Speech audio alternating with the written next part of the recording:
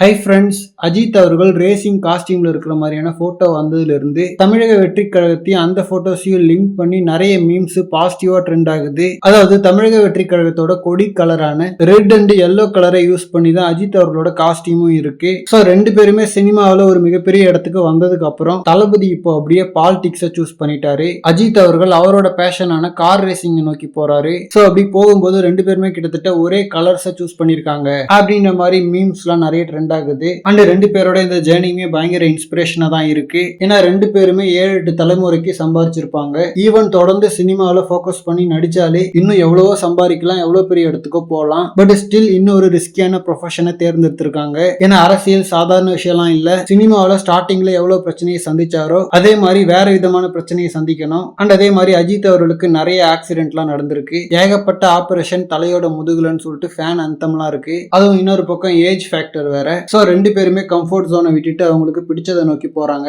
அதுவும் அஜித் அவர்களாவது ஒரு வருஷமோ 2 வருஷமோ பிரேக் எடுத்துட்டு திரும்ப வர்ற மாதிரி இருக்காரு. பட் தளபதி திரும்ப வந்து படங்கள் பண்ணுவாரான்றது சந்தேகம் தான். சோ இதுக்கு காலம் தான் பதில் சொல்லணும். ஓகே ஃப்ரெண்ட்ஸ், தமிழ் சினிமா இவங்க ரெண்டு பேரோட வேக்யூமை எப்படி மேனேஜ் பண்ண போகுதுன்னு சொல்லிட்டு பார்க்கலாம். அண்ட் இந்த மாதிரி ஹாட்டான அப்டேட்ஸ்க்கு நம்ம விஜய் ஃபோர்ட் சேனலை சப்ஸ்கிரைப் பண்ணுங்க. தேங்க்யூ.